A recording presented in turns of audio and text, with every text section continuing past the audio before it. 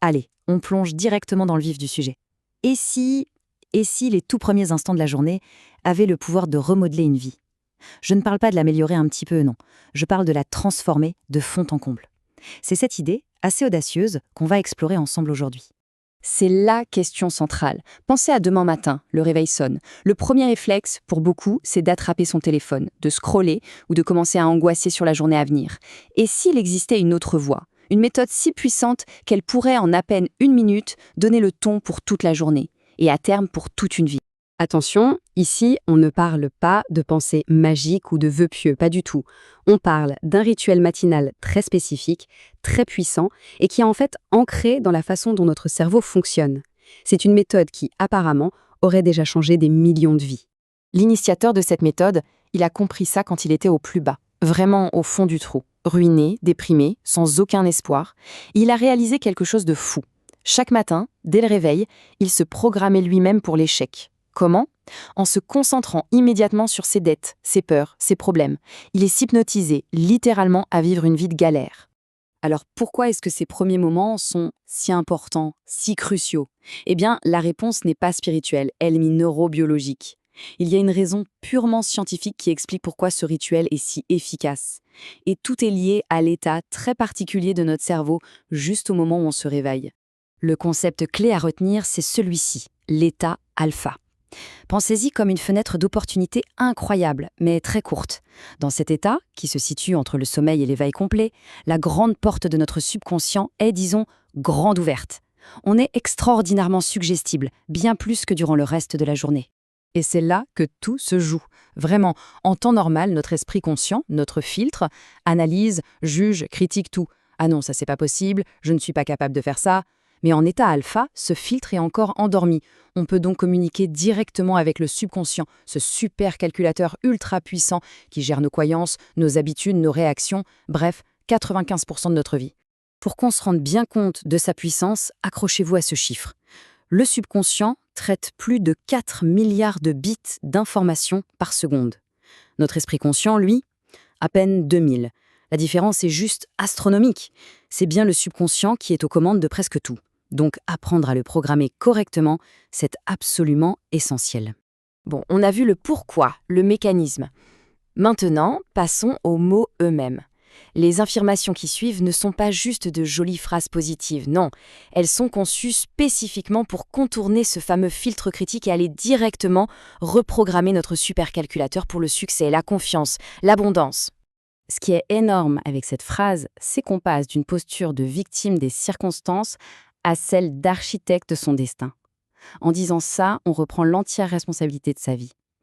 Bien sûr, on ne contrôle pas tout ce qui arrive, mais on contrôle sa réaction, sa perspective, son énergie. Et ça change tout. Cette deuxième affirmation, elle, se concentre sur l'énergie qu'on projette dans le monde. Et attention, ça n'a rien à voir avec de l'arrogance, hein.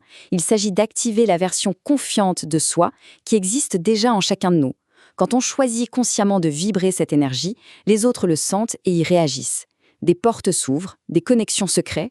Alors là, on touche à un changement de mentalité qui est fondamental. La plupart des gens voient les problèmes comme des obstacles à éviter à tout prix. Cette affirmation, elle, les transforme en opportunités de croissance. On ne subit plus l'épreuve, on l'utilise pour devenir meilleur, plus résilient, plus sage. C'est un game changer.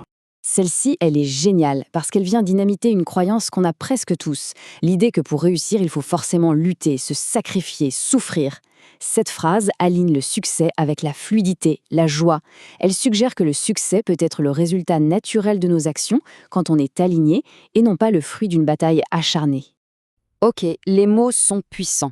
Mais attention, les mots seuls ne suffisent pas. La manière de les transmettre est tout aussi, voire plus importante. Il ne s'agit pas de réciter mécaniquement une liste de courses. Pour que ça marche, il faut le ressentir dans ses tripes. Alors, concrètement, comment on fait? C'est très simple, mais chaque détail compte.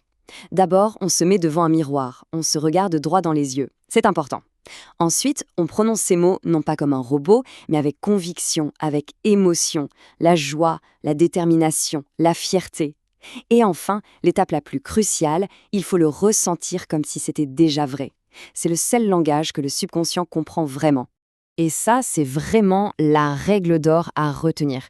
Le subconscient ne comprend pas la logique. On ne peut pas le convaincre avec des arguments.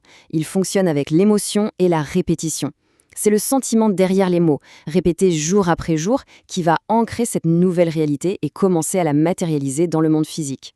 Donc, pour résumer tout ça, ce petit rituel de 60 secondes n'est pas une formule magique. C'est un acte délibéré de création. C'est prendre les commandes de la programmation de son propre esprit, au moment le plus stratégique de la journée. C'est décider activement de qui on veut être.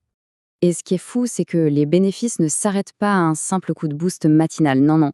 C'est un véritable effet domino. Une confiance accrue mène à une meilleure résilience. Cette résilience permet de saisir de nouvelles opportunités. Ces opportunités améliorent les relations, et ainsi de suite. On enclenche une véritable spirale vertueuse. C'est ça, finalement, le message le plus important. Le pouvoir de création ne se trouve ni dans le passé, qu'on ne peut pas changer, ni dans le futur, qui n'existe pas encore. Il est ici, maintenant, dans le présent. Chaque matin nous offre une page blanche, une chance de décider consciemment du genre de journée, et donc du genre de vie qu'on souhaite créer. Ce qui nous amène à une question finale, et c'est peut-être la plus importante de toutes. Le pouvoir de tout changer n'est pas dans une méthode secrète, il est dans cette prise de conscience. On tient le stylo. Alors quelle histoire va-t-on choisir d'écrire demain matin, dans ces 60 premières secondes ?